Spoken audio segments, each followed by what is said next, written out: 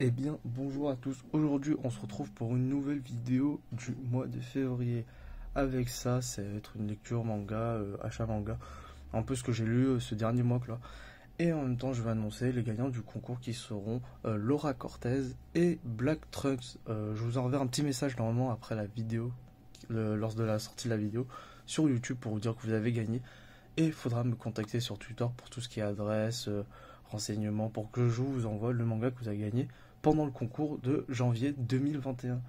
On continue toujours les concours, ça ne s'arrête toujours pas, bien évidemment. Il y a toujours un concours d'actualité. Et pour ce mois de février, j'ai envie que vous me proposiez toujours un manga, un animé, bref, tout ce que vous voulez qui a un rapport avec les mangas et les animés, qui propose une histoire d'amour. Que ça soit centré ou non, j'ai envie qu'il y ait une petite histoire d'amour. Bah oui, parce que c'est le mois de février. Qu'est-ce qu'il dit mois de février? 14 février, Saint-Valentin. Il y aura surtout une vidéo qui va sortir aussi le 14 février. Je vous tiendrai au courant. Oui, tout simplement, dans les commentaires, vous me faites un petit synopsis pour ceux qui ne connaissent pas, c'est-à-dire un petit texte qui donne envie de regarder votre manga, que ce soit cool ou moins cool, que ce soit connu ou pas connu. Bref, un manga qui vous donne envie de le regarder, de le partager aux autres. Un petit texte, voilà, n'importe, qui disent oh c'est trop bien parce que telle raison, tel truc. Bref, tout ce que vous voulez dans ce commentaire-là et je sélectionnerai le gagnant qui pourra gagner un manga de ce mois de février qui sortira. Il y a plein de séries qui sortent, il y a plein de suites qui sortent, que ce soit du Naruto, enfin pas de Naruto, du One Piece, du My Hero Academia, bref, tous les tomes qui sortiront en mois de septembre 2021. Voilà, voilà, c'était pour le petite parenthèse par rapport au concours et maintenant on va continuer avec la vidéo que je voulais vous présenter aujourd'hui. Aujourd'hui, ça va être une présentation manga. Je fais de ça de temps en temps parce que je n'achète pas tout le temps les mangas en sortie instantanément parce que faut que je fasse des gros allers-retours pour acheter. Donc quand je fais un aller-retour dans une bibliothèque, dans une librairie, à la Fnac, n'importe, j'essaie d'acheter un maximum pour pas faire trop d'allers-retours. Et ce mois-ci, il a été riche parce que il y a beaucoup de suites que j'attendais, mais il y a surtout pas mal de séries que je voulais commencer, mais finalement, je me suis dit non, pas trop, et que ce mois-ci, je me suis décidé à les prendre. Par exemple, on commence avec le Love Dilemma. Je sais pas pourquoi ils l'ont appelé comme ça. Après, j'avoue que Domestic Girlfriend, c'est le nom de l'animé que j'avais vu à l'époque, que j'avais découvert. C'est pas ouf non plus. C'est un très très bon manga de romance, un peu dramatique, slice of life, entre guillemets.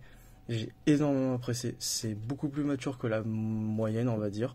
C'est, il y a des trucs réalistes, il y a des trucs moins réalistes. Ça semble cohérent ou pas.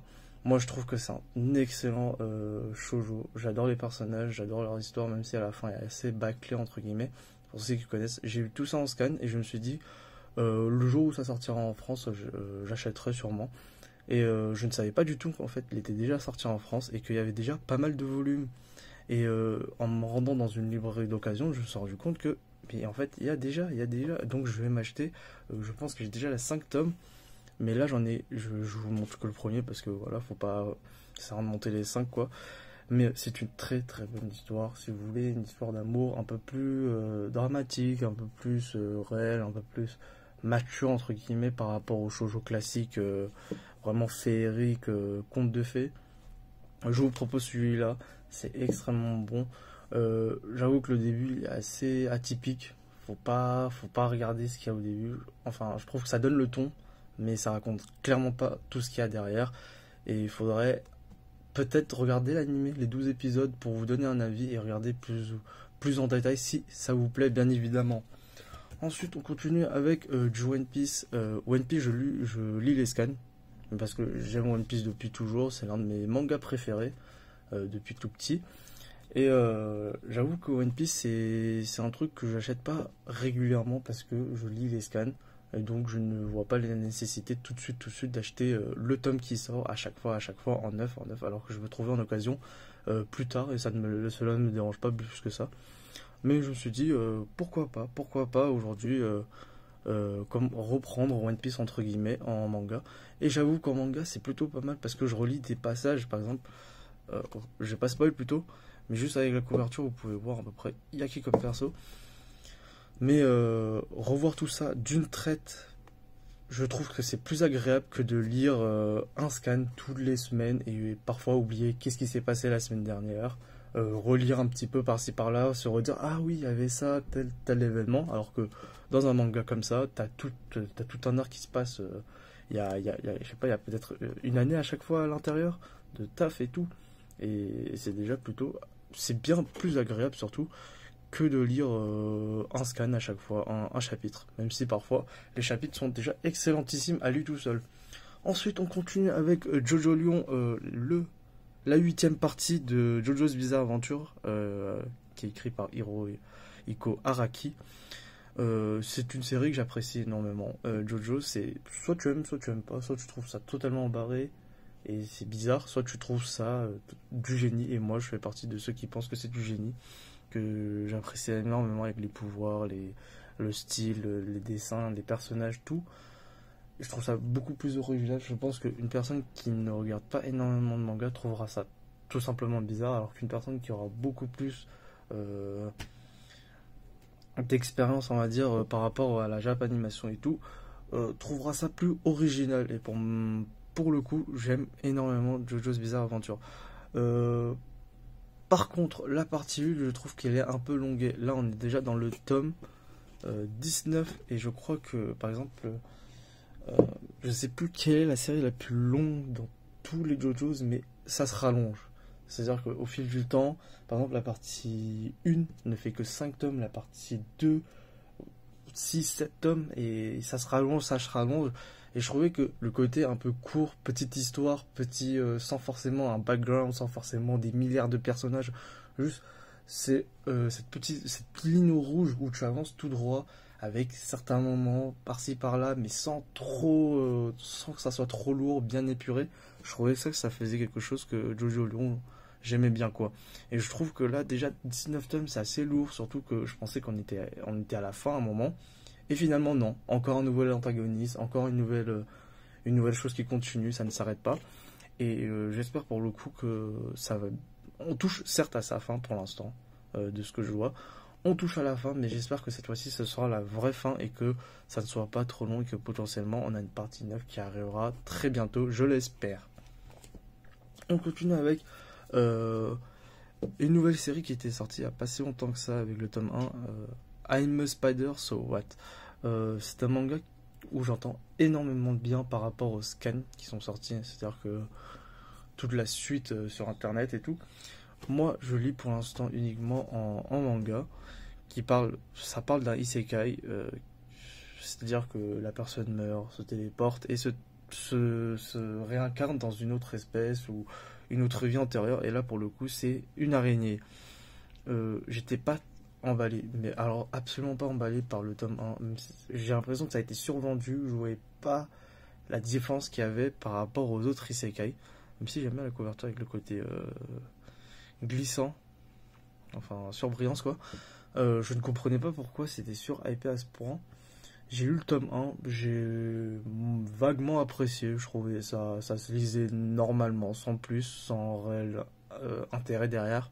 Je trouvais que ça faisait partie de n'importe quel isekai classique qu'on pouvait voir avec un système de level up, de compétences un peu à un jeu quoi dans leur isekai. Mais je me suis lancé, on m'a dit ouais non mais t'inquiète, continue, faut continuer la série, et j'avoue que je suis au tome 3 et ça devient un peu plus intéressant. Certes, ça atteint pas les summums où je me dis vraiment c'est le manga que j'ai envie de suivre, mais ça devient de plus en plus intéressant. Et je suis plutôt content de pas m'être arrêté au tome 1 quoi. Donc si vous êtes à peu près de mon avis, n'hésitez pas à continuer la série, elle est potentiellement très très bonne parce qu'il y a pas mal de tomes déjà au Japon. Et quand une série ne s'arrête pas au 3e tome, c'est que ça vaut potentiellement le coup. Ensuite, Jujutsu Kaisen, pour ceux qui connaissent, l'anime phare en ce moment même, le prochain Shonen Jump, la prochaine grosse série avec l'anime qui est pour l'instant extrêmement beau. Ah oui, j'en parlais, mais I'm a Spider, So What, animé aussi disponible en cours de parution si je ne me trompe pas.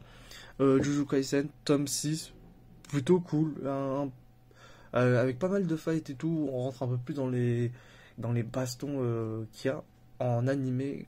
je crois bien. Et j'adore les couvertures. Je trouve qu'ils ont un flow incroyable, les couvertures, les lumières, les dessins, avec ce crayonné pas forcément très très propre, mais qui rend la chose extrêmement stylée.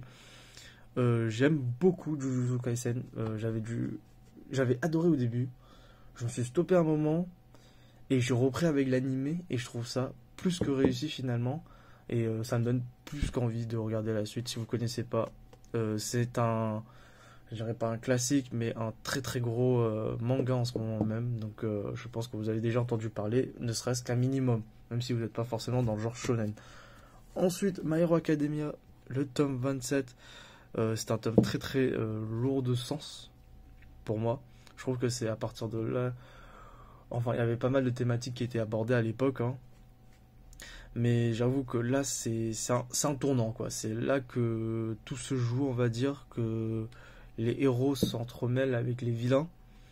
Et je trouve que la couverture est extrêmement bien faite, tout en blanc, avec Hawks qui est dans les airs face à Twice. Pour ceux qui connaissent, pour ceux qui savent ce qui se passe à l'intérieur, je trouve ça extrêmement cool.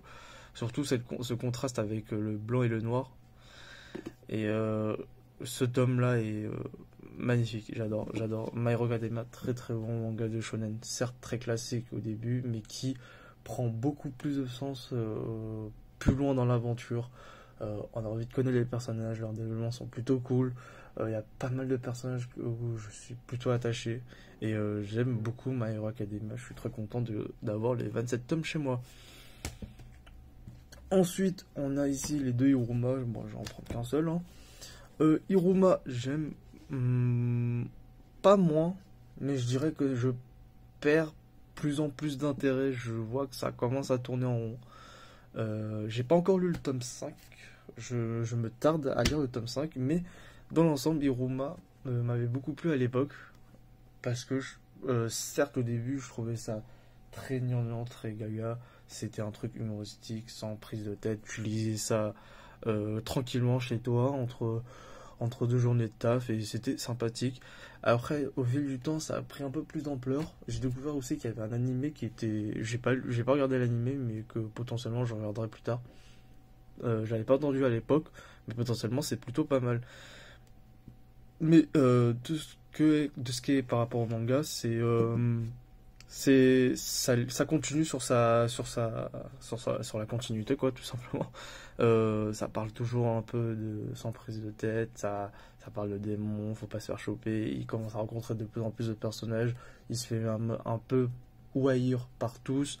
Il y a toujours ce côté humoristique qui c'est pas qui me déplaît, c'est le manga en lui-même, mais que j'ai l'impression que ça commence vraiment à tourner en rond et que je commence à m'enlacer par rapport aux blagues. Ça me fait moins rire. Ça me fait tout simplement moins rire. Ça, je trouve un peu plus dur. C'est pas atroce non plus. Mais je fais pas mal de pauses pour lire les mangas. La plupart du temps, soit j'aime bien l'histoire et bah je la lis d'une traite parce que je la connais pas, soit je la connais, par exemple le tome de One Piece, je connais déjà.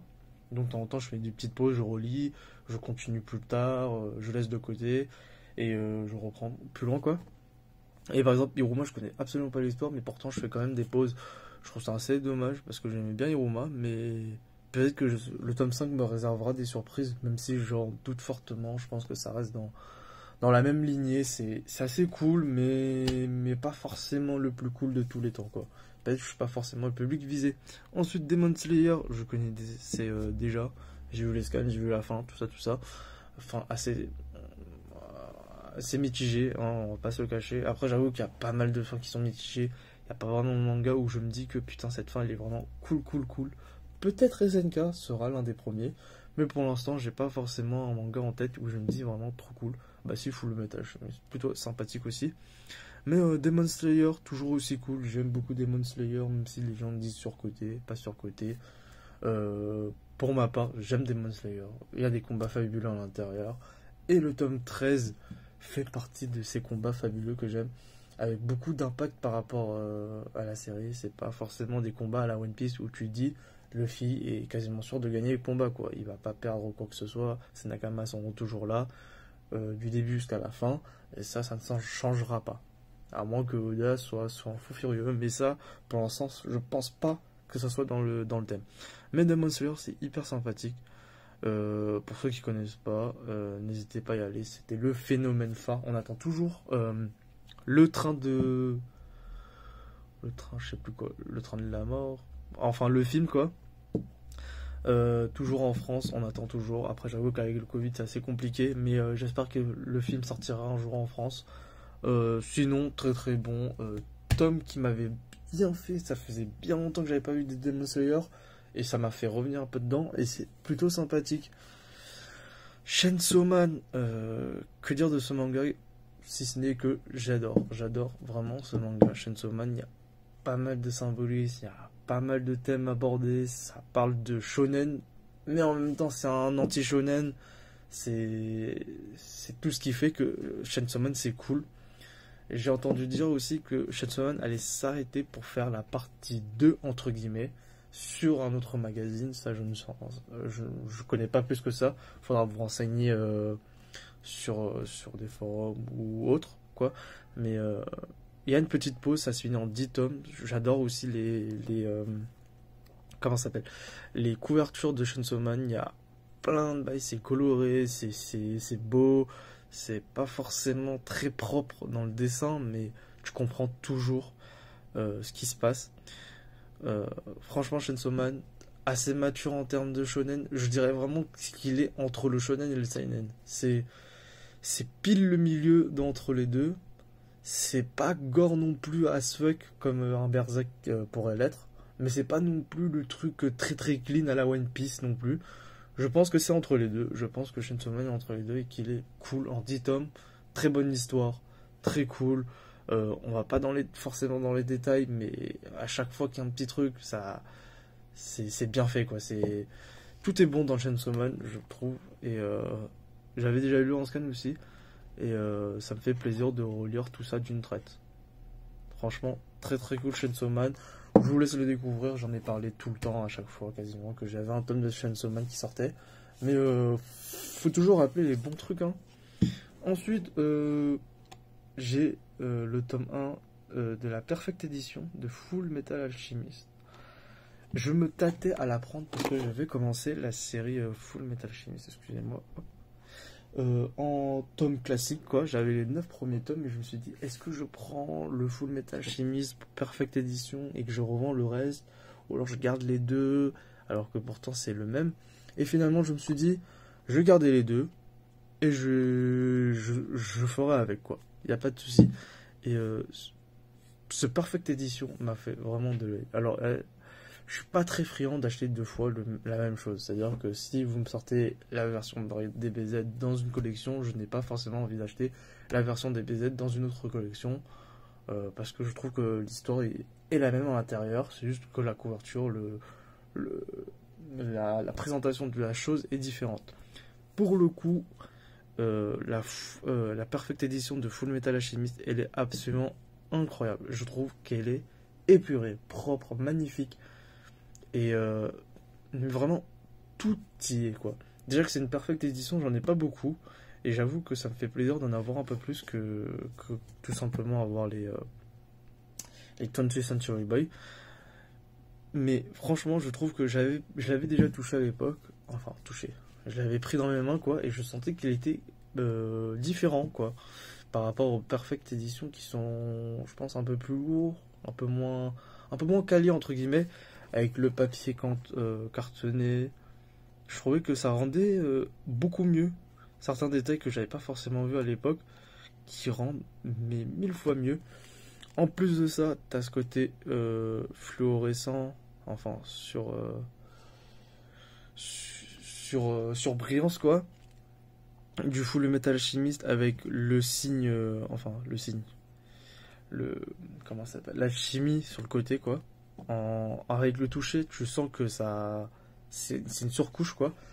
Il y a aussi derrière, extrêmement beau, comme vous voyez, j'ai acheté dans une petite librairie, 12 euros. Je trouve que 12 euros pour un tome comme ça, c'est absolument génial, c'est absolument propre, c'est absolument cadeau, quoi, quasiment.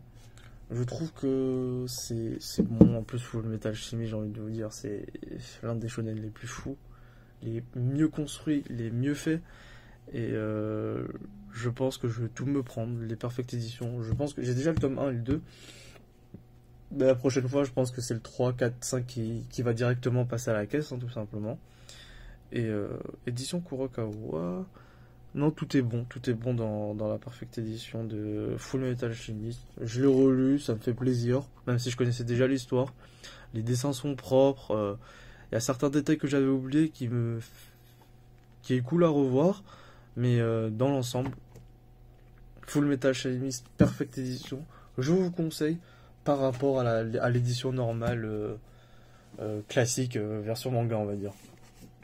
Ensuite, là, on a le tome 3 de 20th Century Boy. J'apprécie de plus en plus la lecture de 20th Century Boy. J'avoue que c'était pas un style que je connaissais. C'est-à-dire, tout ce qui est enquête, c'est pas le petit truc qui me fait plus plaisir. C'est pas la chose que je regarde le plus, quoi. Et surtout que les dessins sont assez particuliers pour moi. Mais 20th Century Boy, son nom ne le trompe pas. C'est un très très bon manga. Tous ceux qui m'ont recommandé me disaient, certes, c'est pas ce que tu regardes, c'est pas ta cam, quoi. C'est pas ton truc de confort, mais c'est tout aussi bien. J'adore l'histoire, ça devient de plus en plus prenant. Je commence à comprendre, je commence à se dire, hey, mais qui est le personnage derrière, l'antagoniste, le protagoniste, tout ça. Tout est bien dans 20th Century Boy. J'adore le développement de personnage, le fait que tu passes du présent au passé, tout en gardant ce côté de suspense dans les deux cas. Tu te dis, il y a toujours un nouveau personnage. Ah, mais c'était qui celui-là derrière le masque? L'autre, il avait fait quoi? Il avait caché ici. T'es sûr ou pas? C'était celui-là ou pas? Et tout s'entremêle. En même temps, t'as ce côté mystérieux où je te dis, la fin du monde, elle est proche ou pas alors? Est-ce que ça va vraiment se réaliser? Est-ce que dans ce qu'ils disent dans leurs rêves, c'est vraiment le personnage principal qui va les sauver? Tout plein de mystères. Et ça me garde en haleine plus que jamais. Et j'ai pas forcément envie de vous spoiler avec cet homme-là. Donc, je vous en prie, regardez 20th Century Boy. Voilà, j'espère que vous avez déjà apprécié la vidéo. C'était une petite vidéo présentation, achat, lecture. Je ferai de temps en temps, je pense, en début de mois, fin de mois, ça dépend, tout dépend, hein. J'ai pas forcément une date précise de chaque vidéo, mais j'essaie de tenir la route une vidéo par semaine. Ça va et vient, ça dépend des jours. On peut commencer un lundi et finir un dimanche, ça fera quand même une vidéo par semaine. Mais j'essaie d'accélérer le rythme. Il y aura une prochaine vidéo le 14 février, ouais, pour la Saint-Valentin. Petite vidéo assez cool. Sinon, j'espère que... Déjà, merci aussi pour les 200 abonnés. Ça passe vite quand même, on monte déjà à 200. Pour certains, ça va être pas grand-chose, mais pour moi, c'est un grand pas vers la suite. Je parle toujours de manga et tout, je cherche pas forcément le buzz ou quoi que ce soit. Et ça me fait plaisir d'avoir de plus en plus de commentaires, de plus en plus d'interactions par rapport, que ce soit à la Mangatech, au manga ou aux discussions qu'on a. Je suis en train toujours de préparer le Discord pour que ça soit vraiment propre à la sortie. Et j'espère que les prochaines vidéos vous plairont. Sur ce, je vous dis à la prochaine.